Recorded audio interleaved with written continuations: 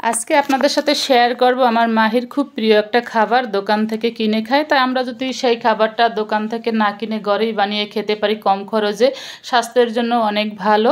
তো আসসালামু আলাইকুম, কেমন আছেন সবাই? আশা করি ভালো আছেন। আমি আল্লাহর রহমতে আপনাদের দয় অনেক ভালো আছি। চলে আসলাম আখির জার্নি থেকে। আমি আখি আবার একটি লং ভিডিও নিয়ে।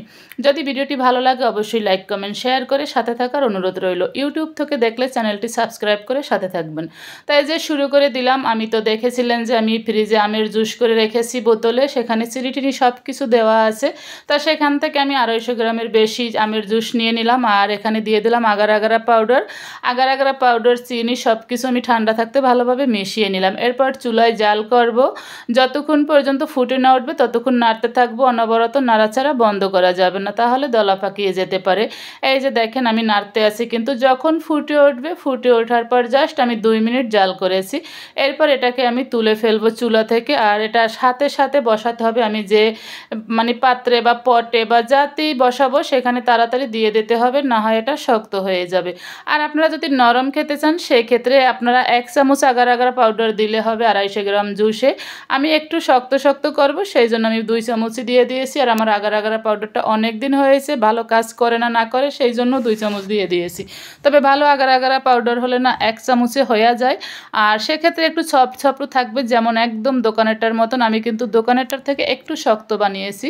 দোকানেরটা যেমন চামচ দিয়ে খেতে হয়, আর এটা কিন্তু আপনি হাতে নিয়েও খেতে পারবেন। দেখতে কিন্তু দারুণ লাগে ব্যাপারটা। আপনার দোকান থেকে এই টাইপের জিনিস না কিনে আপনাদের বাচ্চাদের জন্য কিন্তু বাসায় বানিয়ে খেতে পারেন। তো এই যে দেখেন এখন আমি একটা এরকম তো ছড়াই ছিটাই ফ্রিজে রাখা যাবে না, সেই জন্য একটা পাত্রে আমি নিয়ে নেব সব পটগুলো। আর আমি ঢেকে তারপরে রেখে দেবো ফ্রিজে। ডিপ ফ্রিজে আমি 10 মিনিট রেখেছিলাম, তবে নর্মাল ফ্রিজে রাখলে 1 ঘন্টার মতন রেখে তারপরে খাবেন। ঠান্ডা খেতে খুবই ভালো লাগে আর বাচ্চারা খুবই পছন্দ করবে।